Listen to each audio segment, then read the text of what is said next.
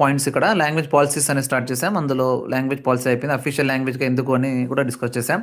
So ఇప్పుడు resistant Hindi కూడా చూసాం. ఇప్పుడు నేషనల్ పాలసీ ఎడ్యుకేషన్ పాలసీ 1968 ఏం చెప్పారు చూద్దాం. సో ఇవన్నీ చాలా ఇంపార్టెంట్ అండి. బుల్లెట్ పాయింట్స్ ఖచ్చితంగా బిట్ ఇక్కడ నుంచి రావాల్సిందే, ఇంకా బయటికి వెళ్ళదు. రైట్. సో ఇక్కడ నుంచి ఎక్కడ బయట మెటీరియల్స్ కాదు, మనకు అకాడమీ నుంచే మనకు ప్రామాణికంగా తీసుకొని బిట్ ప్రిపేర్ చేస్తారండి. Right. So national education policy 1968 ప్రకారం ఇంగ్లీష్ గురించి ఏమని చెప్పారంటే, emphasized strengthening the study of English and other international language. So English importance కానీ అదర్ ఇంటర్నేషనల్ లాంగ్వేజ్ కానీ ఇంపార్టెన్స్ కూడా చెప్పడం జరిగింది. అండ్ అర్జ్ అంటే డిక్లేర్డ్ ఆర్ రిక్వెస్టెడ్ అన్నట్టు వస్తుంది. So adopting the 3 language formula, regional language Hindi and English. So 3 language formula 1968 నుంచి మనకు అడాప్టింగ్ చేస్తున్నాం. సో అక్కడ 3 లాంగ్వేజ్ అంటే తెలుసు కదా మనకు. సో ఫస్ట్ లాంగ్వేజ్ మనకు regional language, second language Hindi, third language or English అనమాట. సో ఇక్కడ మనం మాట్లాడే దాంట్లో తెలుగులో ఎస్పెషల్గా మన రీజన్లో తెలుగు అనేది first language, second language Hindi and third language ఇంగ్లీష్గా వస్తుంది. So national policy and education 1986 తర్వాత అండ్ ప్రోగ్రామ్ ఆఫ్ యాక్షన్ 1992లో ఏం చెప్పారు. 1968 నుంచి మన 3 లాంగ్వేజ్ ఫార్మ్ రావాలని చెప్పారు. సో 1986లో 98లో ఏం జరిగింది ప్రోగ్రామ్ యాక్షన్ అంటే, advocated improving language skills and various education stages. So various స్టేజెస్లో లైక్ ప్రైమరీలో, హైయర్ స్కూల్లో ఈ విధంగా మనకి హౌ లాంగ్వేజ్ ఇంపార్టెంట్ అనేది వాళ్ళు చెప్పడం జరిగింది.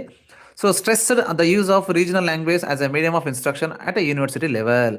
So stressed the use of regional language అనే మీడియం ఆఫ్ ఇన్స్ట్రక్షన్ ఉండాలి అని యూనివర్సిటీ లెవెల్లో, అంటే హయ్యర్ ఎడ్యుకేషన్లో మీడియం ఆఫ్ స్టడీగా మన లోకల్ లాంగ్వేజ్ ఉండాలా అని మనకు 1986 అండ్ 1992 ప్రోగ్రామ్ ఆఫ్ యాక్షన్ వాళ్ళు ఈ కమిటీ ద్వారా చెప్పడం జరిగింది.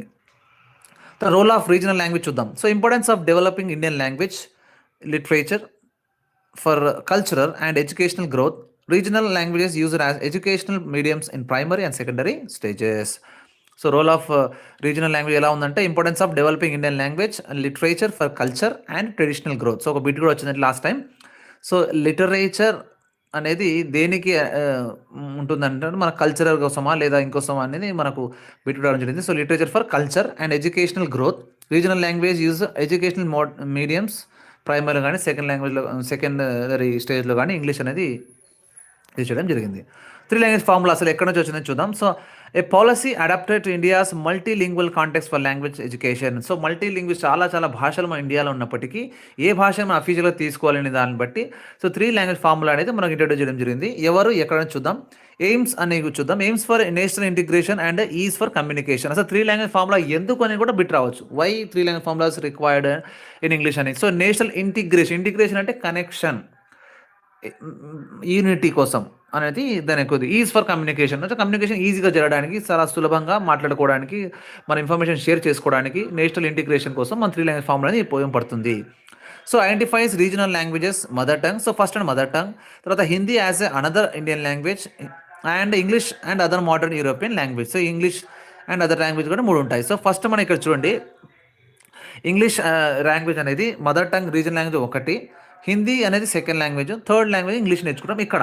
అదే నార్త్ సైడ్ వెళ్తే మన హిందీ వాళ్ళకి ఫస్ట్ రీజనల్ కాబట్టి వాళ్ళకి రీజనల్గా హిందీ ఫస్ట్ లాంగ్వేజ్ అవుతుంది, ఇంగ్లీష్ సెకండ్ లాంగ్వేజ్ అవుతుంది, అండ్ థర్డ్ ఇంకో లాంగ్వేజ్ అనేది వేరే మోడర్న్ యూరోపియన్ ఏదైనా లాంగ్వేజ్ కూడా నేర్చుకోవచ్చు, అది థర్డ్ లాంగ్వేజ్ అవుతుంది. సో ఇది అనమాట మన ఎస్పెషల్లీ మన తెలుగు రీజన్లో మనం గుర్తుపెట్టుకోవాలి. Evolved through discussions with content with different recommendations from CAB, central advisory board of education అని ద్వారా వేరే రికమెండేషన్స్ వాళ్ళు ఇవ్వడం జరిగింది. So chief minister conference and education commissions ఇవన్నీ కూడా ముందు 1940లో ఇది స్టార్ట్ అయింది, ప్రపోజల్ వచ్చింది 3 లాంగ్వేజ్ ఫార్ములా గురించి. తర్వాత మనకు 3 లాంగ్వేజ్ ఫార్ములా 40లో స్టార్ట్ అయితే 56లో central advisory board of commission వాళ్ళ ఓకే యాక్సెప్ట్ జరిగింది. తర్వాత చీఫ్ మినిస్టర్ మీటింగ్ 1961లో దీన్ని యాక్సెప్ట్ చేయడం జరిగింది. దాని కొత్తారి కమిషన్స్లో మనకు 64-66లో మొత్తానికి యాడ్ చేసి ఫాలో అవ్వడం జరిగింది. ఇది 3 లాంగ్వేజ్ ఫార్ములా యొక్క మొత్తం డీటెయిల్స్ ఇక్కడ చెప్పినాను నేను. Recognise the importance of English for communication and progress. Bilingualism గురించి చూద్దాం ఇప్పుడు. రైట్, బైలింగ్వలిజం అంటే 2, బై అంటే 2, లాంగ్వేజ్ అంటే 2. So ability to speak 2 language balanced for dominant proficiency. So bilingualism అంటే ఏంటంటే ఎబిలిటీ టు స్పీక్ 2 లాంగ్వేజెస్, 2 భాషలు మాట్లాడగలగాలి, బ్యాలెన్సింగ్గా మాట్లాడాలి, 2 కూడా డామినెంట్ ప్రొఫిషియన్సీ సేమ్గా ఉండాలి. ఏదో సగం కాదు, మనం తెలుగు ఎంత బాగా మాట్లాడుతున్నామో అంత బాగా మాట్లాడేదాన్ని ఇంకో భాష మాట్లాడితే అది డామినెంట్గా ఉంటే అది బైలింగ్వలిజం. మల్టీలింగ్వలిజం అంటే speaking 2 or more language common in multilingual societies. So 2 కానీ అంతకంటే ఎక్కువ భాషలు మాట్లాడితే అది మన మల్టీ అంటేనే మోర్ ఎక్కువ కదా అవి. సో మల్టీలింగ్వల్ అంటాం దీన్ని. సో డిగ్రీ ఆఫ్ అక్విజిషన్ అంటే ఏంటి అంటే యాజ్ పర్ అకాడమీ బుక్లో అక్విజిషన్ అంటే మనం ఎఫర్ట్లెస్ పెట్టకుండా నేర్చుకునేది acquisition. So degree of acquisition ఏంటి అంటే ambilingual, equal lingual depending on proficiency. So ambilingual గాను, ఈక్వల్ లింగ్వల్ గాను డిపెండింగ్ ఆన్ ప్రొఫిషియన్సీ ఉంటుంది. అసలు ఏంటి అంటే మ్యానర్ ఆఫ్ అక్విజిషన్ అంటే, సో అంబిలింగ్వల్ అంటే తెలుసు కదా. ఈక్వల్ లింగ్వల్ అంటే, అంబిలింగ్వల్ అంటే ఒకటి కంటే ఎక్కువ భాష ఈక్వల్గా మాట్లాడితే, ఈక్వల్ డామినెంట్ మాట్లాడితే అంబిలింగ్వల్ అంటామండి. So equal proficiency in all the language అంటే ఈక్వల్ లింగ్వల్ అంటాం. సో డిపెండింగ్ ఆన్ ప్రొఫిషియన్సీ బట్టి మనం డిస్క్రైబ్ చేస్తాం degree of acquisition. So manner of acquisition ఎలా అంటే నేచురల్ ఒకటి హోమ్ ఎన్వైరన్మెంట్ భాష నేర్చుకుంటాం, అండ్ ఆర్టిఫిషియల్ క్లాస్ బయట నేర్చుకుందని ఆర్టిఫిషియల్ అంటాం. లాంగ్వేజ్ లెర్నింగ్ ఇదికి వస్తుంది ఇది మ్యానర్ ఆఫ్ అక్విజిషన్. సో తర్వాత English in multilingual and bilingual కాంటెక్స్లో చూద్దాం. సో ఇంట్రడ్యూసింగ్ ఇంగ్లీష్ అనేది మనం మల్టీలింగ్వల్ లేదా బైలింగ్వల్ కాంటెక్స్లో ఎలా ఉంది ఏమిటో చూద్దాం. Teachers proficiency in English is crucial. So teachers proficiency అనేది చాలా చాలా చాలా క్రూషియల్. ఫస్ట్ ప్రొఫిషియన్సీ టీచర్కి ఉండాలి, ఇంగ్లీష్ టీచర్స్కి. First of all English teacher proficiency లేదంటే ఇంగ్లీష్ నేర్పించలేమండి. So the creating an English atmosphere in classrooms without direct culture exposure. So creating English atmosphere in classrooms without direct exposure. So వాళ్ళ కల్చర్ని direct exposure చేయకుండానే English భాషని మనం అట్మాస్ఫియర్ని మనం create చేయాలి, English class రూమ్లో చేయాలి first.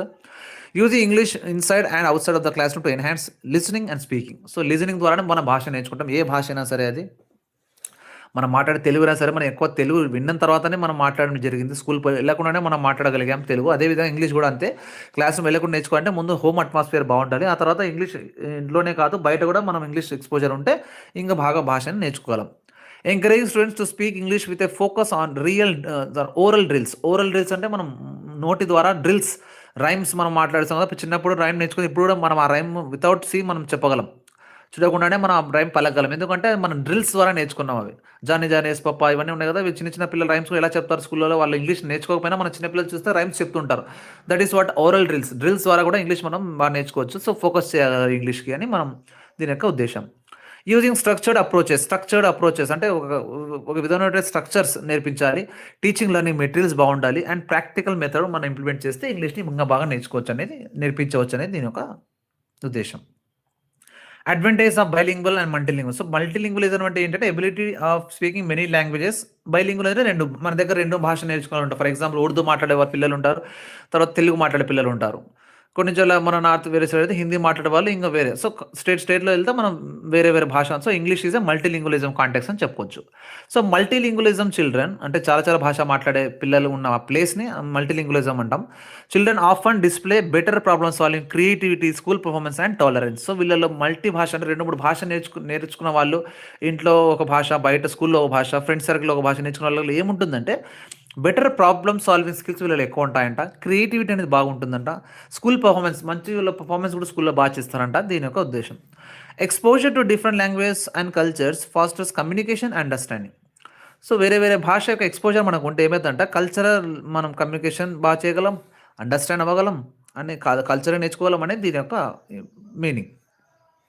Multilingual speakers distribute language functions and uses effectively. So multilingual speakers ఏం చేస్తారంట, distribute language functions and use effectively. వాళ్ళు మంచి, ఎందుకంటే వాళ్ళ భాషలు వాళ్ళు నేర్చుకుంటే వాళ్ళ స్లాంగ్, వాళ్ళ నేర్చుకునే విధానం అనేది వేరే భాష నేర్చుకోవడానికి కూడా హెల్ప్ అవుతుందంట. సో మల్టీలింగ్వల్ అనేది మనం ఒక అడ్వాంటేజ్గా తీసుకోవాలి అని దీని యొక్క ఉద్దేశం. So bilingual children excel in task like selective attention, meta linguistic comprehension and cognitive skills. So bilingual రెండు భాష మాట్లాడే వాళ్ళు పిల్లలు ఎక్సైల్ అంటే చాలా ప్రొఫిషియన్గా ఉంటారు, వాళ్ళు ఎక్స్పర్ట్ ఉంటారు.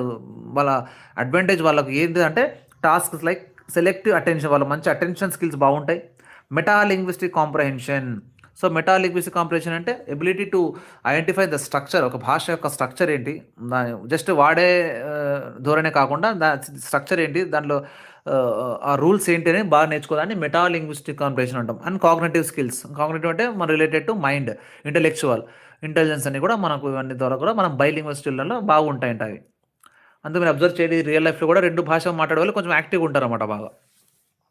Cross linguistic transfers benefits bilingual childrens literacy and phonological awareness skills.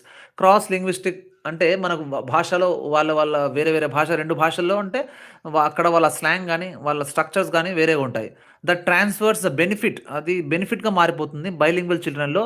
అది ఎందుకు మారిపోతుంది? ఎలా అంటే అది literacy and phonological awareness. Phonological అంటే సౌండ్స్. ఒక్కొక్క భాషకు ఒక సౌండ్ ఉంటది కదా! మన భాష తెలుగు మాట్లాడే తెలుగు ఆ లాజిక్ గాని, ఆ సౌండ్ గాని వేరేగా ఉంటది. ఇంగ్లీష్ ఆ సౌండ్ గాని వేరేగా ఉంటదనమాట. అది ఫోనోలాజికల్ అవేర్‌నెస్. స్కిల్స్ కూడా వాళ్ళకి డెవలప్ అవుతాయి. Multilingualism enhances cognitive and intellectual skills leading to academic achievement. So, academic achievement నేర్చుకోవడానికి కూడా మనకు మల్టీలింగ్వల్ అనేది చాలా చాలా ఇంపార్టెంట్‌గా ఉంటుందండి. అంటే దీని యొక్క మీనింగ్. రైట్? సో, ఇదండి ఇంగ్లీష్ యొక్క ఇంపార్టెన్స్ అనేది ఇక్కడ. సో, మల్టీలింగ్వలిజం, బైలింగ్వలిజంలో టీచింగ్ అనేది ఎట్లా అనేది కూడా చాలా ఇంపార్టెంట్. సో, టీచ్ ఎలా చేయాలి? So, okay. స్కిల్స్ చూసాం. ఎలా ఇంపార్టెంట్ బైలింగ్వల్స్‌లలో ఏమేమి ఉంటాయి? వాళ్ళ ఇంపార్టెంట్ అడ్వాంటేజ్ ఏంటి చూసాం. మరి ఎలా నేర్పించాలి? వాళ్ళని నేర్పించడానికి ఈ మల్టీలింగ్వలిజం అండ్ బైలింగ్వలిజం కాంటెక్స్‌లో ఇంగ్లీష్ ఎలా నేర్పించాలి? స్ట్రాటజీస్ ఏంటో చూద్దాం. So, allow students to speak their language. So, మనం వాళ్ళ భాష మాట్లాడడానికి అలో చేయాలి. వాళ్ళు తెలుగు మాట్లాడే తెలుగు, ఇంగ్లీష్ మాట్లాడితే హిందీ, తమిళ్ మాట్లాడితే తమిళ్, ఏ భాష భాష మళ్ళీ ముందు మాట్లాడడానికి వాళ్ళకి స్కోప్ ఇవ్వాలి ఫస్ట్. తర్వాత foster positive attitude towards different languages. So, అన్ని లాంగ్వేజ్ ఇంపార్టెంటే. లాంగ్వేజ్ అనేది ఇంపార్టెంట్ లేకుంటే మనం భాష మాట్లాడలేకుంటే కమ్యూనికేట్ చేయలేము. అన్నీ ఇంపార్టెంటే. భాష మీ భాష, మా భాష కాదు. అన్ని భాషలు ఇంపార్టెంట్. మనం పాజిటివ్ యాటిట్యూడ్‌తో ఉండాలి. Create a multilingual friendly atmosphere. Multilingual అంటే చాలా చాలా భాష మాట్లాడే పిల్లలు ఉంటే అక్కడ అన్ని భాషలకి ఎంకరేజ్ చేసి వాళ్ళ ఎన్వైర్న్మెంట్ క్రియేట్ చేయాలి మనం. అన్ని భాషలు కూడా మాట్లాడగలిగించాలి. యాక్టివిటీస్ ద్వారా, రైట్? రియల్ లైఫ్ ఇన్సిడెంట్స్ ద్వారా, స్టోరీస్ ద్వారా ఈ విధంగా. Emphasize the importance of all language. అన్ని లాంగ్వేజ్ ఇంపార్టెన్స్ చెప్పగలగాలి. Encourage sharing of stories and cultural insights. Stories ప్రతి ఒక్క స్టోరీ ప్రతి భాషలో స్టోరీస్ ద్వారా మనం ఇంగ్లీష్ బాగా నేర్చుకోవచ్చు. కాబట్టి ఒక పిల్లవాడిని పిలిచి స్టోరీ చెప్పిస్తే వానికి భాష బాగా డెవలప్ అవుతుంది. ఆ భాష యొక్క చెప్పామంటే భాషలోని కల్చర్ కూడా మనం నేర్చుకున్నట్టే కదా! భాష అనేది ఇక్కడ చూడండి లాంగ్వేజ్ వచ్చినప్పుడల్లా కల్చర్ వస్తుంటదన్నమాట. సో, అది కూడా మనం నేర్చుకోవచ్చు. Analyse the traditions and customs of various సబ్జెక్ట్స్‌లో ఉన్న ఎడిషన్స్ కస్టమ్స్ గానీ, ట్రెడిషన్స్ గానీ మనం నేర్చుకోవచ్చు. Promote interest in learning other language. So, వేరే లాంగ్వేజ్ నేర్చుకోవాలనే ఇంట్రెస్ట్ కూడా మనకు వస్తుందన్నమాట. దాని ద్వారా ముందు మనం ఇంగ్లీష్ నేర్చుకుంటే వేరే భాషలలో కూడా ఇంట్రెస్ట్ మనం క్రియేట్ చేయొచ్చు. Use divorce materials, news papers, journals మంచి మంచి న్యూస్ పేపర్స్ గానీ, ఆర్టికల్స్ గానీ, జర్నల్స్ గానీ బయట నుంచి. మొత్తానికి యాక్టివిటీ ద్వారా బాగా క్రియేటివ్‌గా ఇంగ్లీష్ ఏదో బుక్‌లోనే చూసి మీనింగ్ చెప్పడం కాదు. మనం క్రియేటివ్‌గా ఇంగ్లీష్ నేర్పించగలగాలి. రైట్? మల్టీలింగ్వలిజం ఉన్న చోట. Appreciate answers in different language. So, వేరే వేరే ఆ భాష అతనికి చెప్పడానికి రాకపోయినా అతను ఓన్ లాంగ్వేజ్ ఆన్సర్ ఇస్తే కూడా మనం ఎంకరేజ్ చేయాలి. స్టార్టింగ్‌లో అప్రిషియేట్ చేయాలి. స్లోగా అతనికి చెప్తుండాలి. మార్పు చేస్తుండాలి. Value students contributions in all language. So, అన్ని లాంగ్వేజ్‌లో కాంట్రిబ్యూట్ చేయడానికి మనం వాల్యూ ఇవ్వాలి. ముందు ఎంకరేజ్ చేయాలి. పాజిటివ్ దృక్పథంతో ఉండాలి. ఈ విధంగా మనం టీచింగ్ ఇంగ్లీష్ స్ట్రాటజీస్ అనేది చాలా చాలా ఇంపార్టెంట్. బిట్ ఖచ్చితంగా వస్తుంది మల్టీలింగ్వలిజం గురించి. సో, మల్టీలింగ్వలిజంలో which is the follow is not strategy in teaching bilingualism అని చెప్పి ఇవన్నీ దానిలో లేనిది ఒకటి ఇస్తా అండి. రైట్? ఈ teacher should have a positive అట్మాస్ఫియరా. లాస్ట్ డిఎస్‌లోనే వచ్చింది. మొన్ననే వచ్చింది బిట్. రైట్? రైట్. నెక్స్ట్ చూద్దామండి. Problems of teaching language. So, problems ఏంటి అంటే ఆల్రెడీ చూసాం. సో, మనకు ఓవర్ క్రౌడెడ్ క్లాసెస్ ఉన్నాయి ఇండియాలో. స్కూల్ ఎన్వైర్న్మెంట్ బట్టి కూడా మనం టీచింగ్ లేదా లెర్నింగ్ అనేది ఛాలెంజింగ్‌గా మారిపోతుంది. ఎక్కువ పిల్లలు క్లాస్‌లో ఉంటే మనం భాషని బాగా నేర్పించలేం. అందరికీ అవకాశం ఇవ్వలేం మాట్లాడడానికి. ఎన్వైర్న్మెంట్ బాలేకుంటే కూడా పాజిటివ్ ఎన్వైర్న్మెంట్ అందరిలో ఉండాలి. స్కూల్‌లో ప్రిన్సిపల్ సపోర్ట్ చేయాలి. టీచర్స్ సపోర్ట్ చేయాలి. అందరి ద్వారా ఓన్లీ ఇంగ్లీష్ టీచరే ఇంగ్లీష్ నేర్పిమంటే నేర్పించలేం. అందరికి కూడా సపోర్ట్ కావాలి. Inappropriate teaching methods. మెథడ్ అప్రోప్రియేట్‌గా ఉన్నాయి. తర్వాత faulty reading habits. So, reading habits కరెక్ట్‌గా లేదు. రీడింగ్ బాగుంటేనే అతను నేర్చుకొని మళ్ళీ యూజ్ చేయగలుగుతాడు రియల్ లైఫ్‌లో. Lack of focus on real ప్రాక్టీస్‌కి మనం ఫోకస్ ఇవ్వట్లేదు. మనం పిల్లలకైనా కాదు మనమైనా సరే రియల్ ప్రాక్టీస్ చేయట్లేదు. ప్రాక్టీస్ చేస్తేనే భాష వస్తదండి. ప్రాక్టీస్ చేయకుంటే భాష రాదు. ఫాల్టీ టెస్టింగ్ ప్రొసీజర్ కూడా చాలా ఫాల్ట్‌గా ఉన్నాయి కూడా దీని యొక్క ఉద్దేశ్యం. ఇది కరెక్ట్ అయిన ఇప్పుడు డిఎస్ఏ ఉంది ఎగ్జామ్. మన రిటర్న్ ఎగ్జామ్ రాసి ఇంగ్లీష్ టీచర్ అయినప్పటికీ మనం మాట్లాడడానికి స్కోప్ లేదు కదా! మాట్లాడే టెస్ట్ ఎక్కడ పెట్టలేదు కదా! బట్ మాట్లాడడానికి మనం ఫోకస్ చేయాలంటారు ఇంగ్లీష్ లాంగ్వేజ్ అంటే. బట్ మనం ఎగ్జామ్ రాసి సెలెక్ట్ అయ్యేది త్రూ రిటర్న్ టెస్ట్ ద్వారా. చూడండి ఇది కూడా ఫాల్టీ టెస్ట్ అనుకోవచ్చు కదా!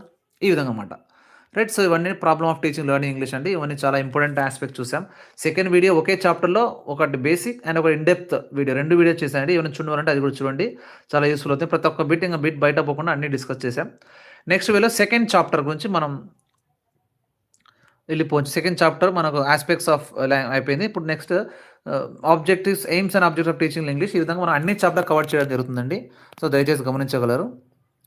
రైట్. ఎవరికైనా మీకు పీడీఎఫ్ నచ్చింది, హ్మ్, పర్చేస్ లైక్ బావుంది. ఇది పెట్టుకొని ముందర లిజన్ చేస్తే ఇంకా బావుంటదంటే మీరు నా నంబర్‌కి కాంటాక్ట్ చేయగలరండి. సో, నా నంబర్ ఇక్కడ మెన్షన్ చేస్తాను. ఈ నంబర్ ద్వారా కూడా మీరు కాంటాక్ట్ చేయగలరు. నా వాట్సాప్‌కి టెక్స్ట్ మెసేజ్ చేస్తే మీకు ఇదే కాదు సైకాలజీ గాని, ఒకరోజు సైకాలజీ వీడియో, ఒకరోజు గ్రామర్, ఒకరోజు లిటరేచర్ మన ఛానెల్‌లో వస్తుంటుంది.